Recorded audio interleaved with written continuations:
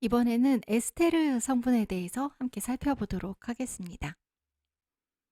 에스테르 성분은요, 이런 형태의 기본 구조를 가지고 있습니다. 지금 보시면, 네, 이 부분이 특징이라고 볼 수 있어요. 여기 지금 꼭지점에 생략된 부분은 탄소가 있는 거라고 했죠.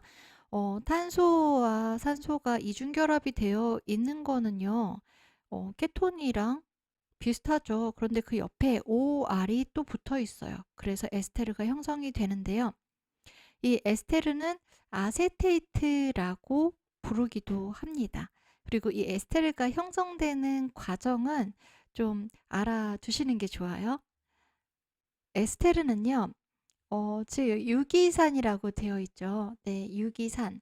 산 엑시드에다가 요 유기산이라는 건 탄소가 들어있는 산인 거예요. 그래서 유기산. 여기 이 꼭지점에도 역시 탄소 C가 생략이 되어 있죠. 유기산에 알코올이 합쳐졌을 때 화학 반응이 일어나서 에스테르가 만들어지는 거예요. 그리고 이 엑시드랑 알코올, 유기산과 알코올이 합쳐질 때 물도 하나 만들어집니다. 그래서 에스테르는요, 산이 알코올에 반응해서 생성되는 물질이라고 보시면 돼요. 이 에스테르 성분은요, 되게 안전한 성분이에요. 그래서 그 어린이들에게도 안전하게 사용할 수 있는 성분인데요. 다만 이 에스테르 성분 중에서 메칠 살리실레이트라는 성분이 있는데요. 이 성분이 90% 이상 함유된 오일이 있어요. 윈터그린 에센셜 오일이거든요. 이것은 사용에 주의를 해야 됩니다. 그런데 이걸 제외하고는요, 에스테르는 아주 안전한 성분이라서 안심하고 사용하셔도 됩니다. 그리고 산이 알코올에 발효되면서 아주 향긋한 냄새가 나요.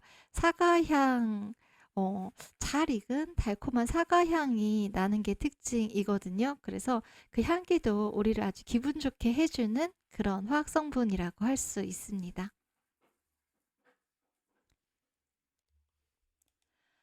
에스테르의 대표적인 화학 성분들이 지금 제가 네 가지를 가지고 왔거든요. 네, 리날릴 아세테이트, 에스테르 다른 말로 에스테르, 예, 다른 말로 아세테이트라고도 한다 그랬죠. 그래서 이렇게 끝에 아세테이트가 붙어 있어요. 그래서 리날릴 아세테이트, 벤질 아세테이트, 제라닐 아세테이트.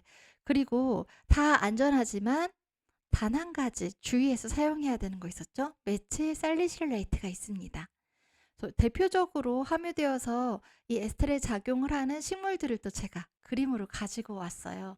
혹시 이 식물은 무엇인지 아시겠나요? 자, 라벤더를 가지고 온 건데요. 리날릴 아세테이트에서 라벤더가 이 리날릴 아세테이트 성분을 함유하고 그 작용하는 대표적인 에센셜 오일이어서 가지고 왔고요.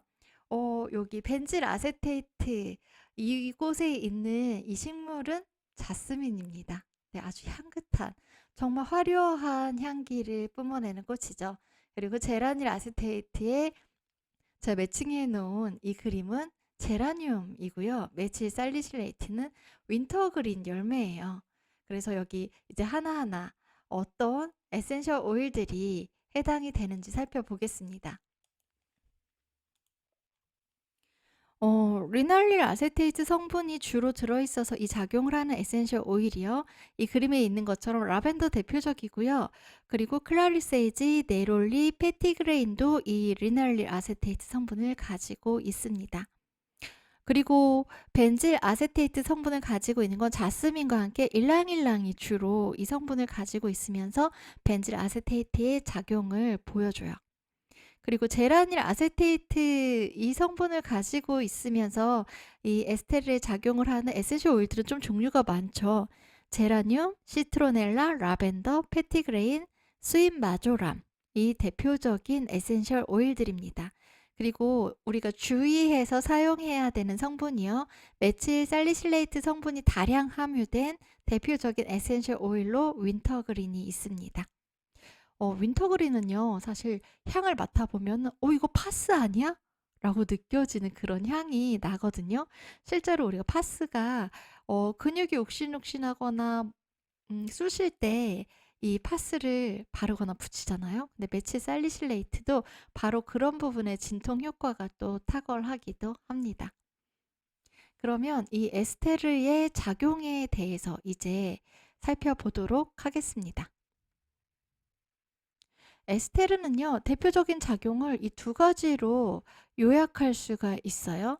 세다티브와 안티스파즈모딕. 진정작용과 진경작용이에요. 이 두 개가 서로 연결되는 거라서 붙여놨어요. 그 다음에 두 번째는 anti-inflammatory and analgesics요. 항염작용과 진통작용이요. 통증이 일어나는 원인은 다양하게 있는데 이 에스테르가 완화시켜주는 통증은요. 여기 지금 항염작용이랑 묶어서 제가 제시를 했죠. 염증 때문에 발생하는 통증을 완화하는데 이 에스테르가 효과적인 거예요. 그래서 이 두 개의 작용을 제가 묶어서 설명을 해 드리려고 합니다. 먼저 첫 번째는 세다티브 그리고 안티스파즈모딕 작용이에요. 진정작용과 진경작용입니다. 이 작용을 어떻게 하는 거지? 설명을 살펴보면요. 먼저 이 에스테르는요. 교감신경계 그리고 신경내분비 시스템을 조절해주는 기능을 가지고 있다고 해요. 그래서 교감신경계가 균형을 이루고 적절하게 작동하게 하여서 진정작용을 해주고 또 과도한 근육의 수축을 완화해 줌으로써 안티스파즈모딕 진경작용을 해주는 거예요. 그리고 이런 교감신경의 작용은요, 신경계와 내분비계의 긴밀한 소통을 통해서 이루어지거든요. 그래서 여기서 교감신경계와 신경내분비 시스템 조절이라고 마치 다른 거, 각각의 작용처럼 제가 제시를 해놓기는 했지만 사실 이거는 같은 작용을 이야기하는 것입니다. 그리고 이런 진정작용과 진경작용을 하는 대표적인 에센셜 오일이요. 바로 로만 카모마일 에센셜 오일입니다. 로만 카모마일이 에스테르의 그 특유의 향이 아주 대표적으로 나는 에센셜 오일이거든요. 로만 카모마일 향기를 맡아보면요.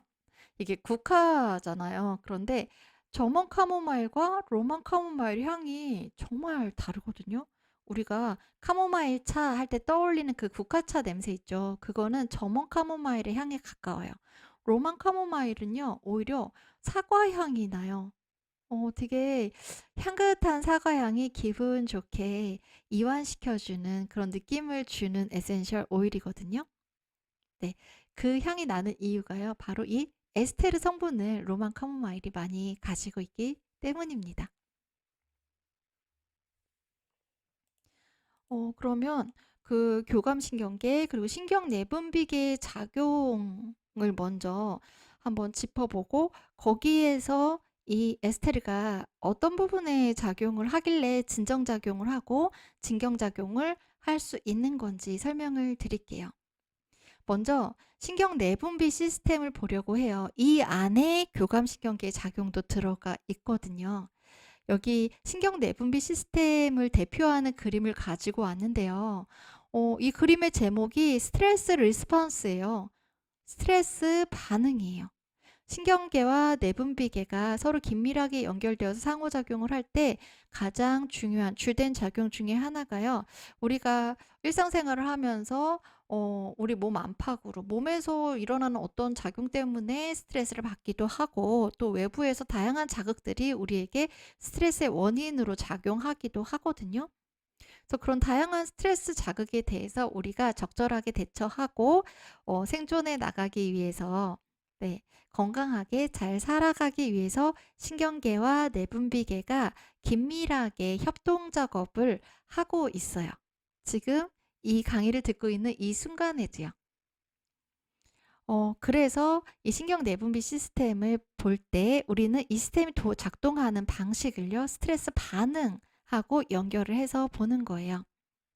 일단 이게 교감신경하고도 연결되는 반응이라고 했으니까 여기에서 교감신경이 어디 있는지를 먼저 찾아봐야 될 거예요. 바로 여기 있습니다. 교감신경이 뇌에서부터 시작이 되죠. 중추신경계에서부터요. 여기 심파소 메듈라리 패스웨이라는 게 있어요. 교감신경을 영어로 하면은 sympathetic nerve거든요. 그래서 여기 심파소에서 이 앞부분이 교감신경을 뜻하는 거예요. 그래서 이 중추신경, 뇌로부터 교감신경이 어디로 가서 작동을 하느냐? 메듈라리. 네, 메듈라리는요. 이 안에 있는 부분 메듈라를 말하는 건데요. 우리 인체의 모든 기관에요. 겉과 안이 구분이 되는 곳은요. 안쪽을 다 메듈라라고 하거든요.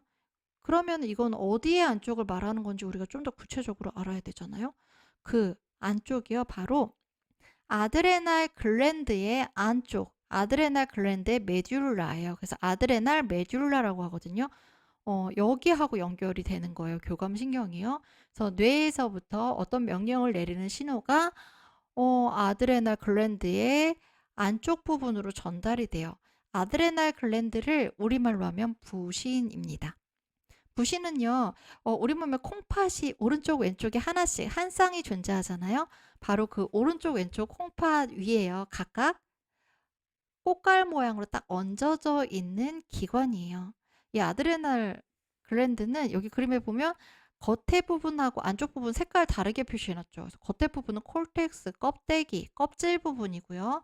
안쪽은 메듈라, 네, 속질 부분이에요. 그래서 이 콜텍스는 우리말로 번역할 때 한문 용어를 써서 부신, 피질이라고 이야기하기도 하고요. 순 우리말로 부신, 겉질이라고 이야기를 하기도 해요. 예, 명명하기도 해요. 다 같은 이 부위를 얘기하는 거예요. 아드레날 콜텍스요. 그런데 지금 교감신경이 어떤 신호를 전달하는 곳은 메듈라죠. 그래서 아드레날 메듈라는요. 부신 수질이라고 부르기도 하고요. 순 우리말로 부신 속질이라고 명명하기도 합니다. 네, 이것도 모두 이 안쪽 부위를 말하는 거예요. 그래서 교감신경이요. 스트레스 자극을 받았을 때요. 네, 우리 뭐 바깥에서 어떤 외부의 자극이 스트레스 자극이 되었을 때든 몸속에 어떤 자극이 스트레스 자극이 되었을 때든요. 어떤 스트레스를 받은 상황이에요. 그럼 이 뇌에서 부신 수질로 아드레날 메듈라로 신호를 보내요. 이 부신은요, 호르몬을 분비하는 기관이거든요. 근데 이 겉에 콜텍스 부분이랑 메듈라 부분에서 분비하는 호르몬이 달라요. 그래서 이 처음에 어떤 스트레스 자극을 받았을 때 교감신경이 부신 수질에 있는 호르몬 먼저 분비하세요 라고 신호를 보내요. 그러면은 이 부신 수질에서 분비하는 호르몬이 바로 요거예요. 아드레날린이요. 아드레날린 어디서 들어본 적 있지 않으세요? 아드레날린은요, 긴급한 상황에 에너지를 일시에 한꺼번에 확 쓸 수 있게 해주는 호르몬이거든요. 우리 몸 곳곳에 비축된 그런 연료를 꺼내가지고 한꺼번에 에너지를 효율적으로 팍 쓸 수 있게 도와주는 거예요. 스트레스 상황에서는요, 그 상황에서 어떻게든 빨리 빠져나가야 되잖아요. 내가 도망을 치든 싸워서 이기든 빨리 빠져나가야 되니까 그만큼 일시적으로 많은 에너지를 끌어다가 폭발적으로 써야 되죠. 그렇게 할 수 있도록 도와주는 게 아드레날린인 거예요. 근데 이 아드레날린은 아드레날린도 얘네들 이름이 다 몇 개씩 있었잖아요. 아드레날린도 또 다른 이름이 있어요. 에피네프린이라고 혹시 들어보셨나요? 에피네프린. 네. 이거 주사제 이름으로 들어본 적 있는 분들도 있을 거예요. 에피네프린이 바로 이 아드레날린이에요. 네. 그래서 여기 옆에 이 아드레날린이 분비돼서 그래서 어떤 작용을 하는지가 이 깨알 같은 영어 글씨로 써 있는 거예요. 한번 볼까요? 일단 몸이 싸우거나 도망갈 수 있게 fight or flight 반응을 할 수 있게끔 준비를 시켜준대요. 네, 싸우건 도망가건 일단 힘이 있어야 되잖아요. 에너지가 폭발적으로 딱 나올 수 있는 준비가 될 수 있게 해주는 거예요. 아드레날린 혹은 에피네프린이요. 그 다음에 여기 SNS라고 돼 있는데요. 이 SNS가 우리 문자 보내고 인스타 하는 그 SNS가 아니라 교감신경계예요. Sympathetic Nervous System. 앞자를 따서 SNS라고 한 거거든요. 그래서 교감신경을 항진시켜 준대요. 네. 그다음에 PNS는요. Peripheral Nervous System 말초신경계입니다. 네. 그래서 이 상대적으로 말초신경계의 작용은요. 감소시키고 교감신경계의 작용을 활성화시켜 주는 거예요. 뭔가 에너지를 만들어내서 이 상황으로부터 싸워서 이기거나 도망치는 데 성공하는 데 집중하기 위해서 나머지 부수적인 부분들에는 에너지가 이제 덜 가게끔 그렇게 조정을 하는 작용을 하는 거예요. 그 다음에 거기에 일환으로 이제 slowing of digestion이요. 지금 내가 싸우거나 도망쳐야 되는 상황인데 한가롭게 먹고 소화시킬 때가 아니잖아요. 그래서 소화작용은 잠시 멈추는 것까지는 아니고요. 그 작용이 잠시 기능을 좀 떨어뜨려 놓는 상태가 돼요. 그 다음에 땀이 많이 나오기 시작하고요. 그리고 우리가 힘을 쓰려면요. 근육이랑 힘쓸 수 있는 기관에 산소가 충분히 공급이 되어야 되겠죠. 그래서 산소를 공급하려면 심장이 온몸으로 혈액을 더 많이, 더 빨리 보내줘야 되거든요. 그래서 심장 박동수가 증가하게 돼요. 그리고 심장이 열심히 일하면서 전보다 스트레스 상황이 있기 전보다 혈액을 더 많이 온몸으로 보내주니까 혈관에 돌아다니는 혈액의 양이 많아지죠. 그래서 혈관의 압력, 혈압이 높아지게 되는 작용이 일어나게 돼요. 이게 교감신경이 스트레스 자극에 의해서 부신 수질에게 아드레날린을 분비하세요 라고 명령을 내려서 아드레날린 분비돼서 모든 호르몬은 혈관으로, 혈액 속으로 흘러 들어가거든요. 그래서 혈관으로 이 아드레날린이 가서 온몸 구석구석까지 가서 이 작용들, 스트레스에 효율적으로 대처할 수 있게끔 우리 몸의 작용들을 조절하게 되는 거예요. 그런데 만약에요. 이게 스트레스 상황이요. 어떤 스트레스를 받는 상황이 금방 끝나버리면요. 이제 이 교감신경도 이제 됐어. 이 상황 종료됐으니까 아드레날린 이제 그만 나와도 돼. 라고 해서 아드레날린 분비가 이제 멈춰요.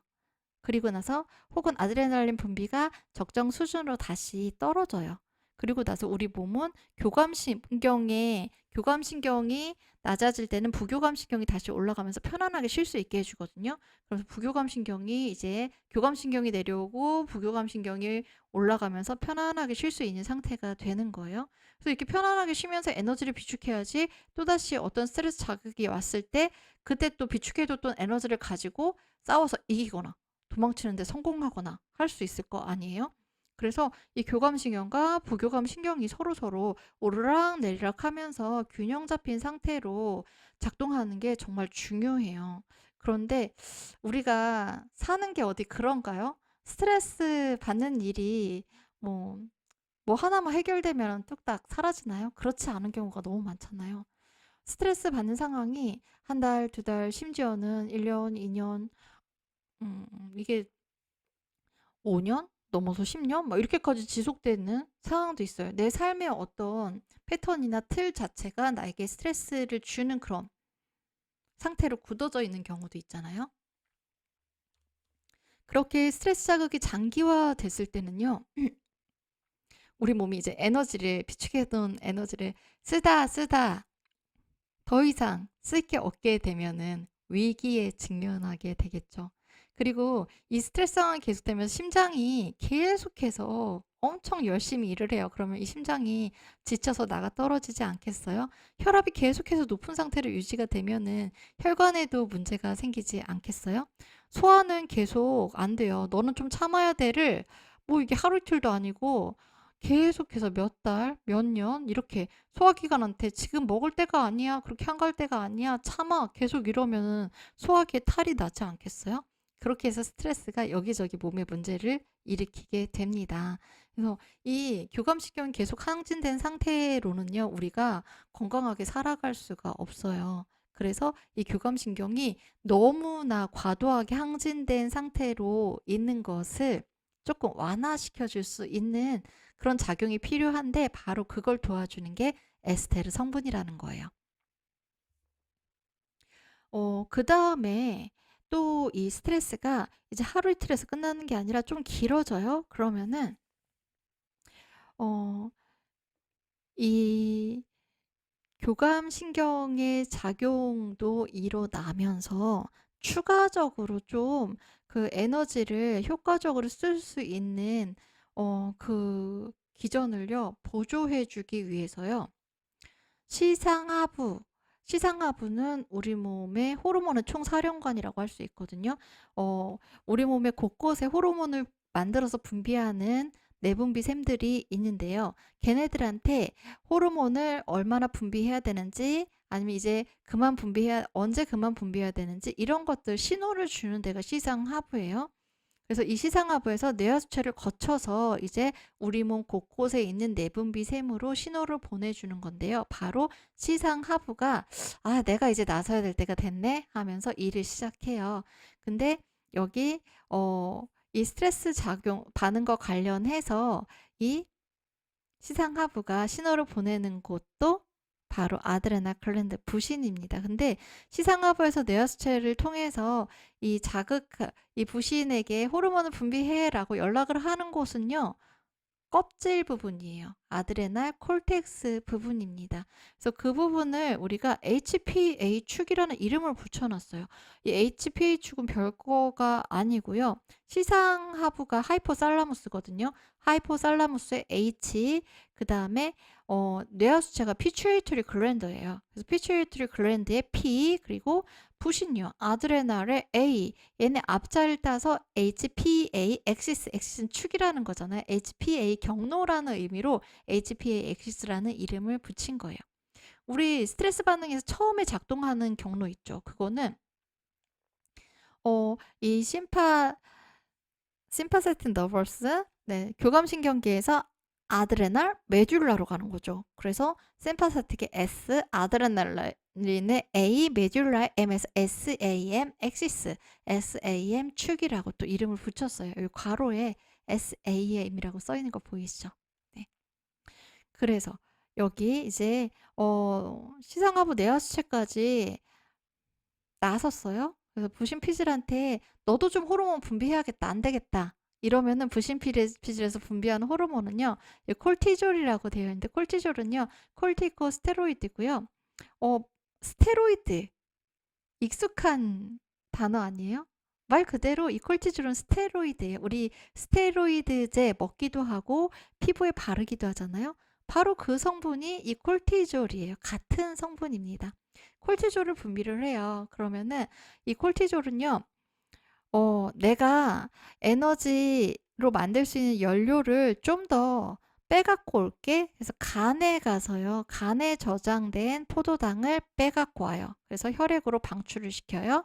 그 다음에 면역작용에도 영향을 미치거든요. 그래서 여기 지금 두 번째 동그라미가 부종이 생기는 거, 상처가 나서 붓는 거를 조절을 해주는 작용을 한대요. 이거는 염증을 억제시켰을 때 나타나는 효과거든요. 그래서 이 세 번째 동그라미랑 연결이 돼요. immune system is suppressed. 그러니까 면역계의 작용이 억제된다는 거예요. 그러니까 면역계 작용이 억제되면서 염증 반응도 누그러들게 되거든요. 그래서 이거는 스테로이드 제제를 언제 쓰는가를 떠올려 보시면 쉽게 이해할 수 있는 작용이에요. 스테로이드 제제를 우리가 약으로 만든 이유가요, 바로 스테로이드 성분이 면역 반응을 억제시켜줘서 과도한 염증을 완화시켜주는 작용이 있기 때문에, 염증이 너무 심할 때 스테로이드를 써서 좀 불편함을 완화시켜주는 거거든요. 그런데 이게 염증이 너무 과도해져서 막 진물 나고 아프고 붓고 난리가 났어요. 이럴 때는 막 두드러기 나고 피부 막 다 일어나고, 그럴 때는 스테로이드가 참 고맙죠. 그 염증 반응을 적당하게 완화시켜줘서 불편감을 해소해 주니까요. 그런데 만약에 이게요, 이 스테로이드 성분인 콜티졸이 우리 몸속에서 스트레스 상황이 너무 장기화돼 가지고 계속해서 나오게 돼요. 그럼 내 몸의 면역력은요? 계속해서 억제된 상태로 유지가 되죠. 면역력이 떨어진 상태가 계속 유지가 되는 거예요. 그럼 면역력이 떨어지면은 평소에는요. 옆에 누가 감기 걸려도 잘 안 걸렸는데 스트레스 되게 많이 받고 면역력이 억제된 상태에서는요. 금방 감기가 옮아 버리게 되겠죠. 그리고 또 누가 뭐 "어디가 아파요." 그러면은 근데 그게 바이러스나 세균 때문에 아픈 거예요. 그럼 금방 거기에 감염이 될 수가 있는 거고요. 그래서 평소에는 나한테 아무렇지도 않았던 그런 세균이나 바이러스들이 이제 나에게 어떤 질병을 유발하게 되는 그런 상태가 되어 버리는 거예요. 그러니까 스트레스가 장기화된다는 게 참 건강에 치명적인 상태로 우리를 만들게 된다는 걸 알 수 있거든요. 이 신경 내분비 시스템이 작동하는 방식이 그렇습니다. 그래서 이 신경 내분비 시스템이요. 균형이 깨진 상태로 어느 한 방향으로 막 몰아가지 못하게 그걸 좀 조절해 주는 작용이 필요한데 그 고마운 작용을 해줄 수 있는 게 에스테르라는 거죠. 그래서 특히나 스트레스에 만성적으로 노출이 되어 있는 그냥 사는 게 스트레스 그 자체일 수도 있는 그런 현대인들에게는요. 이 에센셜 오일이 가진 에스테르 성분이 참 필수적인 성분인 것 같아요. 너무 고마운 성분인 거죠. 그다음에요. 이 자율신경계의 작용이요. 교감신경, 부교감신경 얘네들이 다 자율신경계거든요. 그럼 이 교감신경과 부교감신경계의 작용이요. 얘네들이 그 진경작용, 경련을 완화해 주는 작용이랑 어떻게 연결이 되는 건지 그걸 제가 설명을 드리려고 이 그림을 가지고 왔습니다. 여러분들 스트레스 받을 때 어떤 경련성 통증 느껴보신 적 있나요? 저는 최근에는 그런 경험이 없었는데 희한하게 제가 중고등학교 때요. 성인이 되어서는 별로 그런 적이 없는데 중고등학교 때 신경성 위경련이 되게 심했어요. 그래서 뭔가 조금 이렇게 스트레스만 받고 뭔가 좀 짜증이 나고 그러면은 위가 뒤틀리고 아픈 거예요. 근데 이게 스트레스 받을 때 위경련이 있는 분들 많죠. 위경련이 있는 분들도 있고 아니면 장이 막 꼬이듯이 아파서 막 설사하거나 배탈 나는 것처럼 그렇게 아프거나 그런 분들도 있고요. 또 생리통이 유독 스트레스 때문에 더 심해지는 경우도 있죠. 근데 바로 이런 경련성 통증이요. 우리 몸 안에 있는 장기에 그런 경련성 통증을 유발하는 게 이 내장 평활근이 너무 과도하게 수축할 때 생기는 거거든요. 우리 위도 그렇고요. 지금 제가 얘기한 장도 그렇고 자궁도 그렇고 이 얘네들은 주머니 같은 조직이잖아요. 그래서 이 겉에 부분을요. 그 주머니 겉부분을 감싸고 있는 막의 근육층이 두텁게 형성이 되어 있어요. 그런데 내장에 있는 근육은요. 우리 뼈에 붙어 있는 근육이랑은 좀 다르게 생겼어요. 그래서 다른 특징을 가지고 있어서 얘네들을 내장 평활근이라고 하는 거거든요. 평활근이라는 건요. 이 뼈에 붙어 있는 근육에는 줄무늬가 있어요. 현미경으로 보면은. 근데 내장에 붙어 있는 근육은요. 줄무늬 없이 매끈한 거예요. 그래서 근육이 없이 매끈한 근육이라는 걸 영어로 스무스 머슬이라고 하는데 그거를 한문으로 번역을 한 게 평활근이라고 번역을 한 거예요. 그래서 이거 우리 순우리말로 민무니근이라고 하기도 해요. 같은 근육을 얘기하는 거거든요. 근데 이 내장 평활근은요. 우리 골격근은 우리가 몸을 움직여야겠다. 근육에 힘을 줘야겠다. 빼야겠다.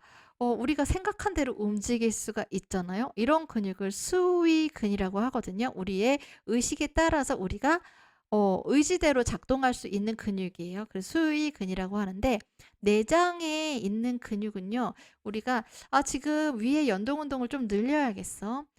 장의 연동 운동을 좀 늘려야겠어. 장 좀 쉬라고 그래야겠어.' 이런다고 '심장 좀 천천히 뛰라고 해야겠어. 아 심장 너무 느린데 좀 빨리 뛰자.' 이렇게 근육한테 내가 신호를 보 내 의지로 신호를 보낸다고 해서 걔네들이 내 말을 듣나요? 아니죠. 나의 의지와는 상관없이 이렇게 규칙적으로 움직여야지 움직이고 있거든요. 그리고 그 덕분에 우리는 이렇게 멀쩡하게 살아 있는 거예요.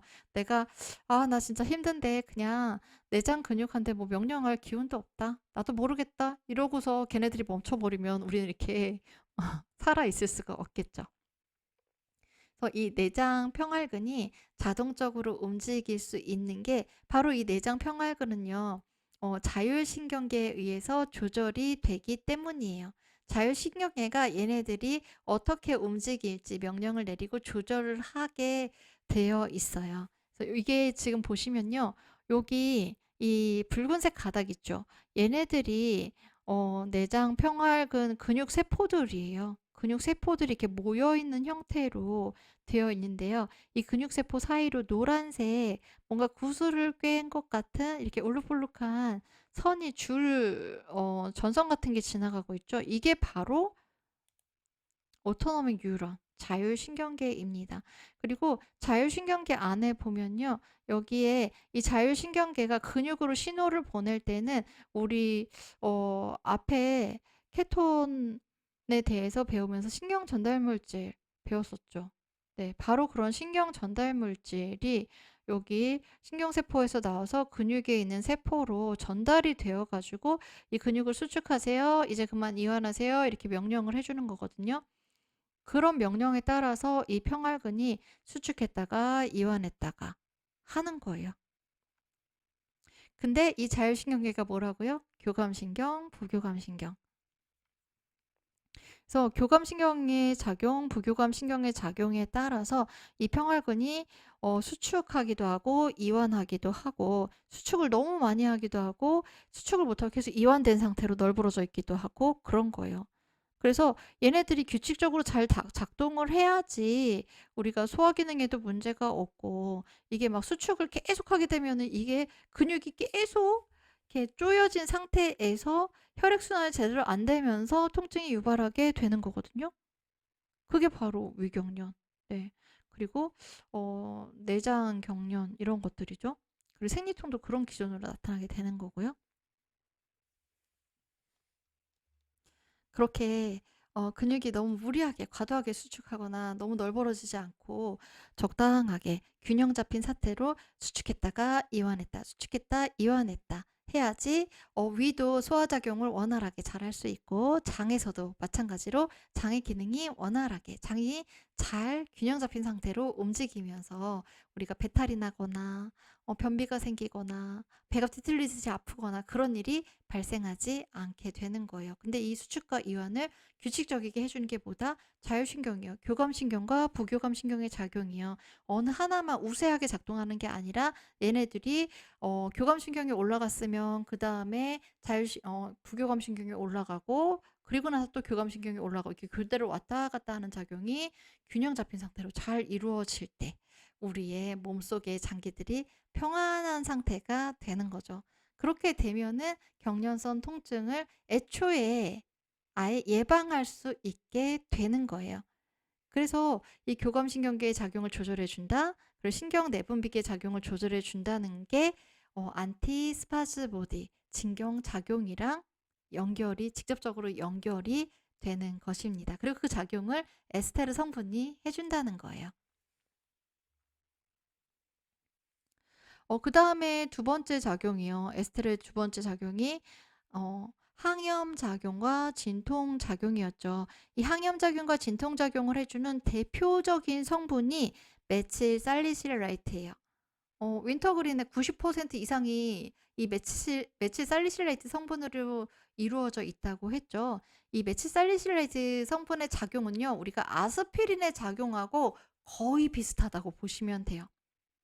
아스피린 혹시 복용해 보신 적 계신가요? 아스피린을 우리가 언제 복용하죠? 음, 이게 엔세이드 계열의 약물이라서 소염 진통제에 속하잖아요. 염증을 억제해주고 통증을 완화해주는 작용을 해요. 그래서 요새는 근데 아스피린보다 뭐 브루페린이나 타이레놀이나 이런 걸 더 많이 찾는데 예전에는 아스피린이 주로 그런 통증이 있거나 열이 나거나 그럴 때 많이 사용했던 거거든요. 근데 이 아스피린이 이제 소화액에서 어떤 치명적인 부작용을 유발할 수 있고 또 이 출혈을 유발할 수 있는 그런 작용도 있어서 요새는 그렇게 예전처럼 많이 사용하지는 않는 것 같아요. 그러면 이 메칠살리실레이트가 어떻게 해서 이 염증을 억제해 줘서 진통작용까지 하는지 살펴보겠습니다. 이것도요. 이 그림도 제가 이 에센셜 오일이 함유하고 있는 화학 성분들이 대부분 항염 작용도 다 하거든요. 그래서 그 모노테르펜 알코올 설명할 때 이미 설명드렸던 그 그림 그대로예요. 그래서 우리가 어떤 염증 반응이 일어나면서 세포막의 인지질이 손상이 돼요. 우리 세포의 겉에 테두리 부분이 바로 이런 인지질 이중층으로 되어 있죠. 그래서 이 부분이 손상이 되면은 여기에 있는 이 지질 성분 있죠. 네, 지질 성분이 바깥으로 노출이 되잖아요. 그러면서 아라키돈산이 나오게 돼요.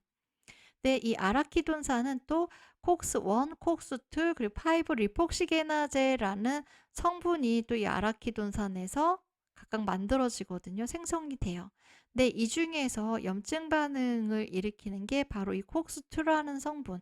그리고 이 염증 반응이 한번 일어났을 때 그걸 더 심하게, 더 세게 일어나게 해주는 게 5 리폭시게나제거든요.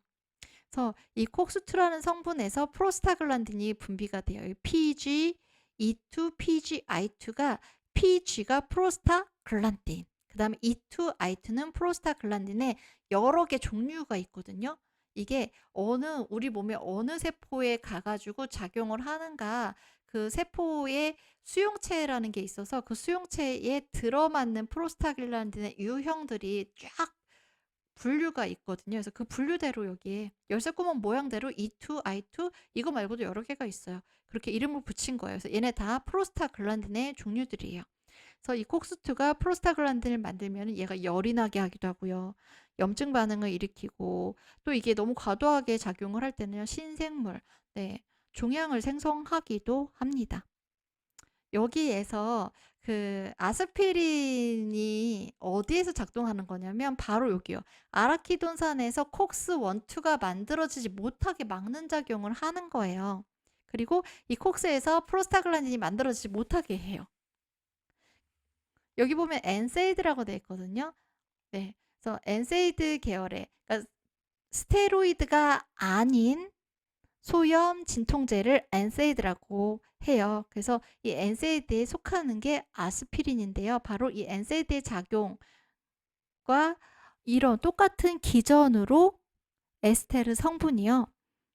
염증을 억제해주고 그 염증으로 인해서 발생하는 통증을 억제해주는 거예요. 일단은 여기 이 그림까지는 어떻게 염증을 억제해주는가 거기까지 설명이 된 거죠. 이 염증을 일으키는 이 프로세스 중에 중간 단계를 차단을 함으로써 염증이 더 이상 진행되지 않게 하는 거예요. 그러면은 이 염증이 진행되는 걸 억제를 하면은 이 단계를 차단하면은 왜 통증이 완화가 되는 거지? 이제 그 부분을 봐야 되겠죠? 네. 이 염증으로 인해서 통증이 유발이 되는 기전 때문에 염증을 억제하면은 통증도 따라서 완화가 되는 거거든요. 그래서 이 그림도요, 이미 다른 화학 성분 설명하면서 함께 봤던 그림입니다. 그래서 여기 지금 손에 뭔가 찔렸나 봐요. 그래서 상처가 났어요. 그래서 이 상처 난 부위로 외부에 있던 세균이랑 막 이런 바이러스나 이런 것들이 몸속으로 침입을 했네요. 그래가지고 우리 몸에 면역 세포들이 출동을 했어요. 여기에 침입자가 나타났다 빨리 가서 처리를 하자 하고 다 몰려왔어요. 이 손끝으로 다 몰려온 거예요. 그래서 이 면역 세포들이요. 마스트셀, 비만세포, 그리고 마크로파지, 대식세포, 그 뉴트로필. 네, 얘는 백혈구의 일종이죠. 그리고 T셀. 얘는 체액성 면역 반응을 하는 면역 세포예요. 그래서 얘네들이 몰려와서 작용을 하면서 야, 우리로는 좀 부족하지 않냐? 좀 더 불러와야 되지 않겠어? 하면서 이제 그 뭐라고 할까요? 통신병이라고 해야 될까요? 연락을 할 수 있는 메신저들을 혈관을 통해서 우리 몸 곳곳으로 퍼져나가서 "여기로 좀 더 모여. 여기 좀 싸워야 돼. 백혈구도 이쪽으로 좀 더 와라." 이렇게 연락을 취하게 되는 거죠. 그래서 이쪽으로 상처가 난 쪽으로 이런 면역 세포들을 유인하는 물질들을 분비를 하는데 걔네들이 사이토카인, 케모카인 그리고 어떤 지방 성분들 그리고 그로스펙터 성장 인자들이거든요. 근데 얘네들이요. 통증을 더 세게 느끼도록 통증 감각을 강화시키는 작용을 하는 거예요. 지금 이게 여기가 여러분 등줄기를 따라 쭉 있는 바로 척수거든요. 이 척추뼈 안에 척수 신경이 딱 보호되어 있잖아요. 그래서 이게 뇌까지 통하죠. 그래서 손에서 어떤 자극이 있을 때 아파라는 거를 여기 자극이 생기자마자 느끼는 게 아니라 사실은 여기에 어떤 일이 생겼어를 전기 신호를 통해서 이 척수의 뉴런의 전달을 통해서 뇌까지 갔을 때 이거 아픈 거야. 라고 다시 반응을 내려보내면 우리가 아파 라는 걸 인지하고 반응하게 되는 거거든요. 그래서 여기에 무슨 일이 생겼어 이 통증 자극을 전달해 주는 이 신경세포와 신경세포 사이에요. 이런 물질들 메신저들이 가가지고 진짜 아픈 거야 아픈 거야 이렇게 막 더 난리를 치는 거예요. 그래서 더 센 자극이 뇌로 전달이 돼서 진짜 너무 아파 이렇게 느끼게 만드는 거죠. 근데 만약에 여기서 이런 손상을 입었는데 염증 반응이 여기서 어느 정도 완화가 됐어요. 그러면은 염증 반응이 완화된다는 건 이런 메신저들도 분비가 덜 된다는 거거든요. 그럼 여기 와서 난리치는 애들이 별로 없어요. 그러면은 딱 적당한 만큼만 그 자극이 전달이 돼서 여기 뭔가 좀 통증이 있는 것 같네 이 정도로 느끼게끔 해주게 된다는 거예요. 그다음에 여기는 이제 이 부분을 좀 더 확대해서 보여주는 건데요. 이렇게 아프다는 신호를 보낼 때도요. 이게 신경세포 여기 앞에 있는 신경세포와 뒤에 이제 뇌로 가는 신경세포가 서로 만나는 지점이에요. 그래서 이 말초에 있는 말초 감각 세포가 말초 감각 신경이 이제 중추신경을 이루는 뉴런 신경세포에게 "야 여기에 무슨 일이 있다?" 하면서 신호를 전달할 때 직접 얘기를 해 주는 게 아니라 이 여기 알갱이들이 신경 전달 물질이거든요. 신경 전달 물질을 분비해 가지고 이 신경 전달 물질을 얘가 받아서 이제 뇌로 전달을 해 주게 되는 거예요. 그래서 통증을 전달하는 주요 신경 전달 물질이 여기 있는 글루타메이트입니다. 글루타메이트를 전달하는데요. 이때 글루타메이트만 전달하는 게 아니라 여기 염증 났으니까 다른 애들 좀 불러오라고 보낸 사이토카인도 여기에서도 작동을 하네요. 그래서 여기에서 작동을 하면서 이 글루타메이트의 작용을 더 도와주기도 하고요. 더 세게, 더 많이, 그것만 보내면 안 돼. 더 많이 보내, 더 많이. 지금 더 아프다 그래. 이렇게 옆에서 부추기는 작용을 하는 거예요. 거기에다가 이제 다양한 면역 세포들이 같이 작용을 하게 되는 거죠. 네, 그 그림을 그게 이 지금 그림이 설명하고 있는 부분이에요. 그러니까 염증으로 인해서 그 염증을 더 심화시키는 그 염증을 더 뭐라고 해야 될까요? 확대하는 더 크게 만드는 이런 애들이 분비되지 않는다면은 적게 분비된다면 여기에 와가지고 이렇게 난리를 치면서 그것만 전달하면 안 돼. 더 세게 더 세게 이런 작용을 안 하게 되니까 염증이 그만큼 염증이 아니라 통증을 느끼는 감각이 그만큼 줄어들게 되는 거예요. 네. 그렇게 해서 우리가 진통작용 그 효과를 경험하게 되는 것입니다. 에스테르의 작용은요, 여기까지입니다. 간단하게 살펴봤지만, 에스테르의 중요한 작용에 대해서 우리가 정리해보는 시간이었습니다. 그리고요, 여기 이런 염증 반응이나 염증성 통증이나 이런 부분들에 대해서 지금 내가 설명을 들은 거 말고 좀 더 디테일하게 나는 좀 더 자세히 학습을 하고 싶다 하시는 분들은요, 아로마 세라피 해부 생략 그 클래스 중에서 면역계와 아로마 세라피 거기서 염증 반응에 대해서 또 제가 한 클래스로 다루고 있거든요. 그래서 그 클래스 보시면은 좀 더 도움이 되실 것입니다.